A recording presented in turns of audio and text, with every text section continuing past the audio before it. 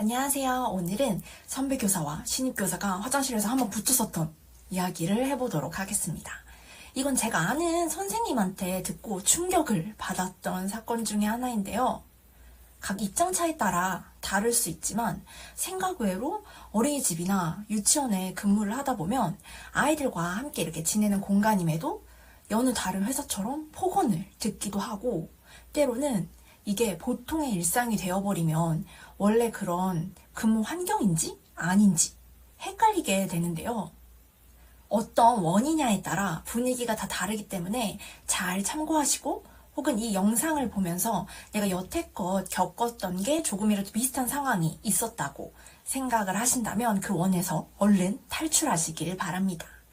보통 어린이집 선생님이나 유치원 선생님이 되어서 새로운 원으로 출근을 하면, 혹은 아이들을 바라보면서 밝은 미소를 가지고 있는 선생님들을 보면 정말 성격도 밝고 좋은 선생님들 너무 많으시다 라는 생각을 기본으로 설레면서 출근하기도 하고, 또 아이들을 맡기면서 이렇게 착한 선생님들이 또 있을까 라고 이렇게 생각하시는 분들이 많습니다.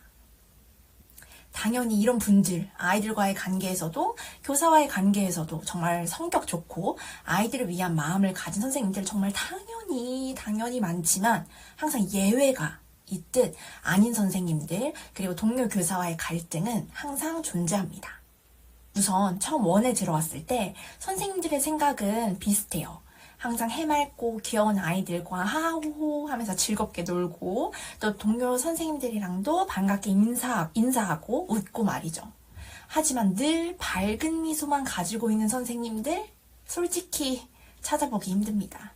오히려 일에 치여서 서로 내가 힘들다, 내가 더 힘들다 이런 이야기만 하고, 심지어 눈에 보이지 않는 텃세들로 이제 마음속으로 좀 끙끙 앓기도 하고, 그러다 보니 이제 경력 있는 선생님들은 원 분위기에 따라서, 또 혹은 어떤 메이트 선생님을 만났느냐에 따라 한 해가 어떻게 흘러갈지 이렇게 훤히 보이게 되는 거죠.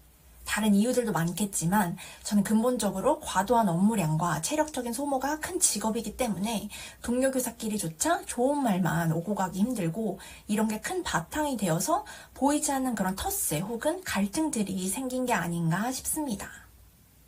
그렇다고 본래 인성이 업무량이나 스트레스로 인해 나빠졌다는 이야기는 아닙니다.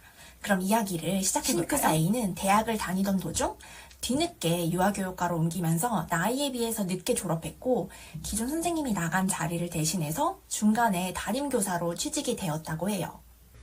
그래서 경력적으로는 선배교사 차이가 당연히 많이 났지만 나이에서는 별로 차이가 나지 않았죠. 경력교사 B는 신입교사 A에게 이것저것 담임교사로서 필요한 일들을 전해주었습니다.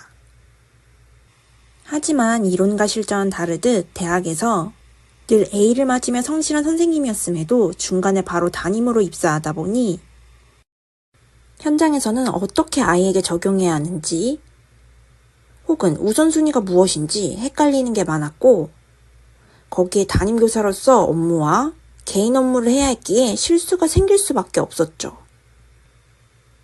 하지만 처음 맡은 담임교사인 만큼 열정적으로 일을 했다고 해요.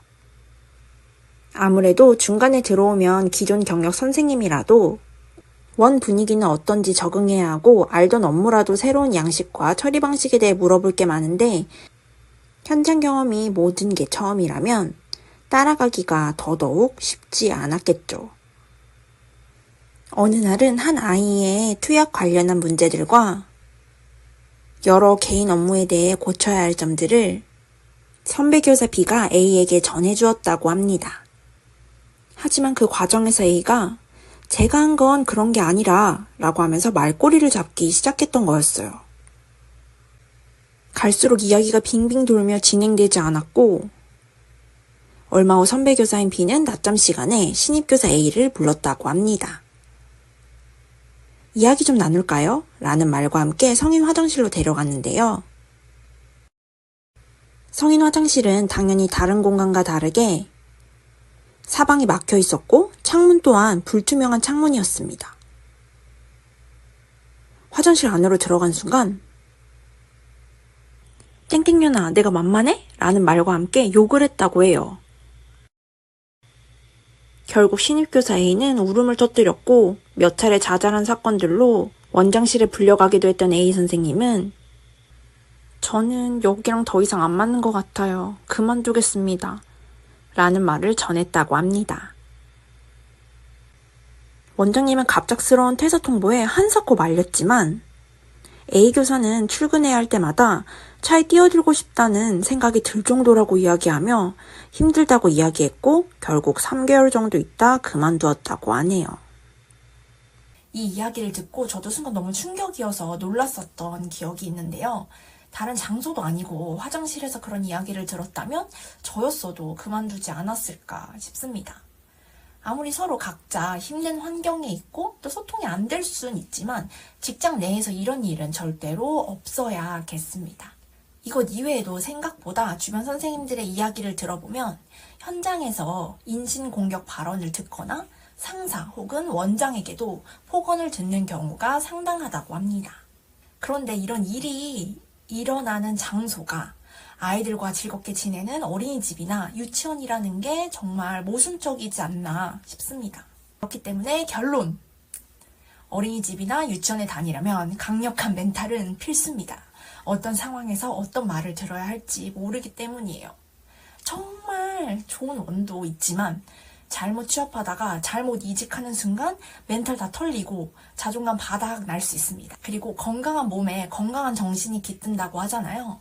멘탈 털리기 전에 꼭 운동 열심히 하셔서 건강한 몸 만드시고 그래야 어느 원에 가든 잘 버티고 살아남을 수 있습니다. 끝까지 영상 봐주셔서 감사드리고 오늘 영상이 도움되었거나 공감하신다면 좋아요, 댓글, 구독, 알림 설정 해주시길 바랍니다. 감사합니다.